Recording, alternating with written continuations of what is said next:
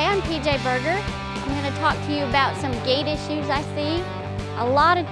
Sometimes gait issues to me, horses either start with, like you've owned a horse for a while and they've never had a gait issue, then all of a sudden one day they do, and you're like, oh my gosh, what happened? What do I do? Where do I start?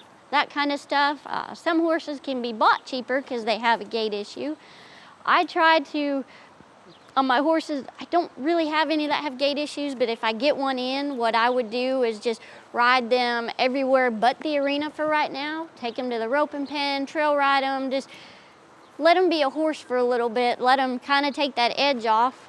Then when you come back to the barrel pen, don't stand right at the alleyway with your friends and talking, and then they go, oh, hey, PJ Berger, it's your turn. And then you're like, and you get in a hurry. Well, you kind of create some of that stuff yourself. If you can stay back, sorry, you can't talk to your friends for 5 minutes, you'll be just fine. But just stay back. If you've got one that needs to keep moving, just keep walking circles. And it doesn't have, I know some of those holding pens are really tiny. If they can turn a burro in a 2-foot circle, they can sure enough walk a 2 or 3 foot circle in the holding pen, no problem. And just bend them, flex them around, just keep them moving, and that way when they call your name, you can come around the corner, you can walk, you can pick up a trot, and then pick up a lope and go to your run, rather than some gait issues to me are just caused by, oh, it's my turn, push on the reins, kick and ki-yi and go. Well, your horse, every time he comes around that corner, thinks, egad, she's gonna ask me for my life, and it's okay for a couple times, and then it's like, okay, we need to back off a little bit. Another couple times, some gait issues come from maybe your horse is hurting, maybe he's bleeding, maybe there's a cause for it somewhere in that deal. You might have to look into it further, but I've had really good luck if you can just kind of keep them moving like we're doing here, and just keep them doing something, whether you're bending, flexing, side passing,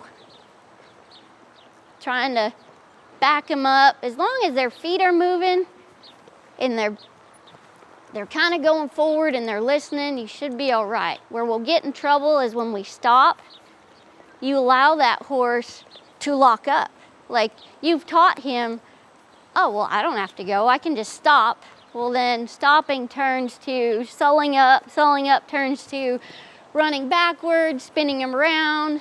And you think about it, it's like, or if you go up there and you stop, like, oh, they're not ready, and you turn them around, well, you're teaching them that, hey, if I turn around, I don't have to do this. So sometimes if they say, hey, hold up, if you can stop and back up, go forward, that type of deal, rather than turning them around, you'll have more of that forward feel.